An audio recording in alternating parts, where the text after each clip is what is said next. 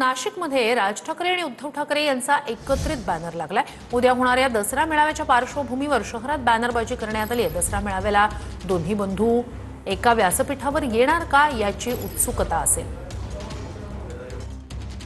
उद्या मुंबईमध्ये होणाऱ्या दसरा मेळाव्यात उद्धव ठाकरे काय बोलणार याची उत्सुकता जरी कार्यकर्त्यांमध्ये असली तरी राज्यभरात मात्र आता दोन्ही भाऊ दसऱ्याच्या निमित्तानं एका व्यासपीठावर बघायला मिळणार का याची उत्सुकता बघायला मिळते।